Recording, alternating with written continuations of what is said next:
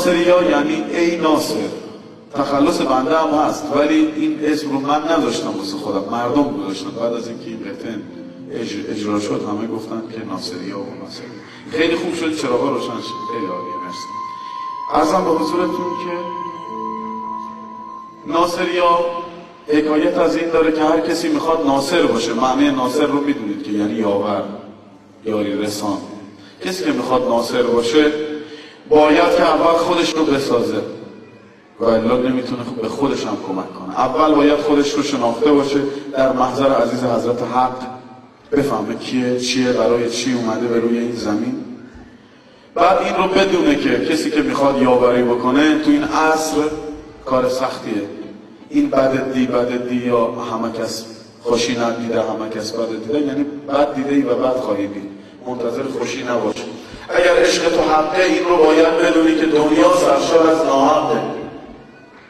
همه کس بد دیده، از هیچ کس خوشی ندیده. ناصریا از عشق دنیا خوبارو کن، یعنی عشق این دنیا، جاه، مقام، منزلت، پول، همه رو استفاده بکن. ولی چون گفته اون عزیز شاعر مولا شاه نعمت الله ولی که فرمایش میکنه ما میخی طلا و گل کوفته ایم و گل کوفته باشیم و چیزی رو چون توفه ناقابل بخشه ناقابل رو بر دل نگفته باشیم. از هر چیزی در جایگاه خودش استفاده کنیم. مسافر باشیم، مسافر زندگی کنیم. مسافر که داره در یک مسیری حرکت میکنه خیلی چیزها رو ببینه ولی دل نبنده، چون هر لحظه زمان داره از دست بده.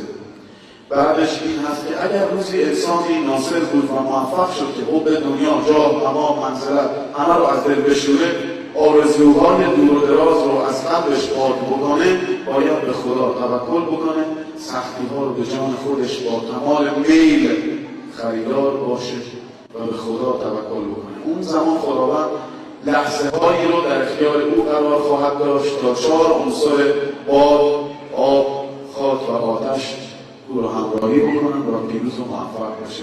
این قصه یا قطعه ناصرون لیلا لیلا لله هست، یعنی هر چه هست از سوی خداست. لا اله الا الله. یکی بود یکی نبود، غیر از خدا هیچ کس نبود. اگر کسی صدای ناصر عبداللهی رو از ناصر عبداللهی میدونه، بچه این که رو سن هست داره با شما حرف میزنه، ناصر عبداللهی نیست. هر چی داره از خدا داره. ممنون خدا باشه.